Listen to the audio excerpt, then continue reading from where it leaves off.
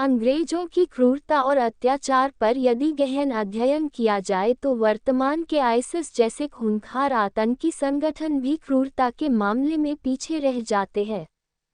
कम ही लोग जानते हैं, फतेहपुर में इमली के पेड़ पर अंग्रेजों ने एक साथ 52 क्रांतिकारियों को फांसी पर लटका दिया गया था। उस वक्त अंग्रेजों के सैन्य अधिकारियों को मुकदमा करने और फांसी देने का अधिकार प्राप्त था, जिसका वह मनमाना उपयोग करते थे। इसीलिए उनका प्रत्येक सैनिक बादशाह की तरह जीवन जीता था। वो सैनिक, मासूम गरीब लोग जो आवाज नहीं उठा सकते थे, उनका शोषण करते थे। महिलाओं का बलात्कार कर उनके गुप्तांग पर बंदूक की बैरल रखकर फायर कर दिया जाता था। निम्न वर्गीय पुरुषों को सूली पर चढ़ा दिया जाता था तथा बड़े चेहरों या क्रांतिकारियों को सार्वजनिक रूप से फांसी चढ़ाया जाता था ताकि चिंगारी न भड़के और लोगों में डर कायम रहे। 28 अप्रैल 1858 को गौतम क्षत्रिय, जोधा सिंह अटैया और उनके 51 साथी इमली के पेड़ पर फांसी पर झूले थे। लेकिन वामपंथियों ने इतिहास की इतनी बड़ी घटना को आज तक गुमनामी के अंधेरों में ढके रखा। ये पेड़ तथा स्मारक उत्तर प्रदेश के फतेहपुर जिले के बिंद की तहसील मुख्यालय से 3 किलोमीटर पश्चिम में मुगल रोड पर स्थित है। लोगों का मानना है कि उस नरसंहार के बाद इस पेड़ का विकास बंद हो गया। इमली के इस पेड़ को बावनी पेड़ बोला जाता है। अंग्रेजों की मनमानी से तंग आकर 10 जून 1857 को फतेहपुर में जोधा सिंह और साथी क्रांतिवीरों ने फतेहपुर के डिप्टी कलेक्टर हिकमत उल्ला खां के साथ मिलकर फतेहपुर कचहरी एवं कोषागार को अपने कब्जे में ले लिया। जोधा सिंह अटैया के मन में स्वतंत्रता की आग बहुत समय से लगी थी।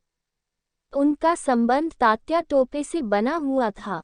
मातृभूमि को मुक्त कराने के लिए उन्होंने 27 अक्टूबर 1857 को महमूदपुर गांव में एक अंग्रेज दरोगा और सिपाही को उस समय जलाकर मार दिया, जब वो एक घर में महिला का बलात्कार कर रहे थे।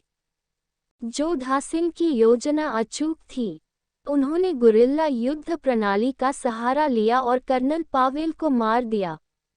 अब अंग्रेजों ने कर्नल नील के नेतृत्व में सेना की नई खेप भेज दी थी। कर्नल नील एक नीच अधिकारी था। इसके बाद भी जोधा सिंह का मनोबल कम नहीं हुआ। उन्होंने छद्मवेश में प्रवास प्रारंभ कर दिया। लेकिन हमारे देश का दुर्भाग्य ये रहा है कि यहाँ वीरों से अधिक देशद्रोही पनपते रहे हैं। जब जोधा सिंह अटैया खजूहा लौट रहे थे तो किसी मुखबिर की सूचना पर ग्राम घोरहा के पास अंग्रेजों की घुड़सवार सेना ने उन्हें घेर लिया। थोड़ी देर के संघर्ष के बाद ही जोधा सिंह अपने 51 क्रांतिकारी साथियों के साथ बंदी बना लिए गए। 28 अप्रैल 1858 को मुगल रोड पर स्थित इमली के पेड़ पर उन्हें अपने 51 साथियों के साथ फांसी दे दी गई। लेकिन अंग्रेजों की बर्बरता यही नहीं रुकी। अंग्रेजों ने सभी जगह मुनादी करा दी कि जो कोई भी शव को पेड़ से उतारेगा उसे भी उस पेड़ से लटका दिया जाएगा।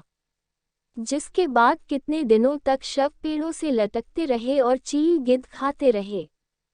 महाराजा भवानी सिंह अपने साथियों के साथ 4 जून को जाकर शवों को पेड़ से नीचे उतारा और अंतिम संस्कार किया गया। इस घटना के बाद चिंगारी भड़की तब जनरल वलाक ने प्रोवोस्ट मास्टर नियुक्त किया। उसे स्पष्ट आदेश दिया गया कि अगर कोई सैनिक लूटमार, हत्या, अपराध और बलात्कार करता दिखाई दे तो उसे उसी वक्त यूनिफॉर्म में ही फांसी पर चढ़ा दिया जाए। इसके बाद सैनिकों की अराजकता पर लगाम लगी और कर्नल नील को वापस जाना पड़ा। शुरुआती दौर में अंग्रेजों के कृत्य वास्तव में बेहद घिनौने थे। लोगों को डराकर लाखों घटनाओं पर पर्दा डाल दिया जाता था, जिसमें बलात्कार, चोरी और हत्याएं आम थीं। उनकी हाई कमान का मानना था कि फूट डालो और राज करो। वीडियो देखने के लिए धन्यवाद। कृपया लाइक, शेयर और सब्सक्राइब करें।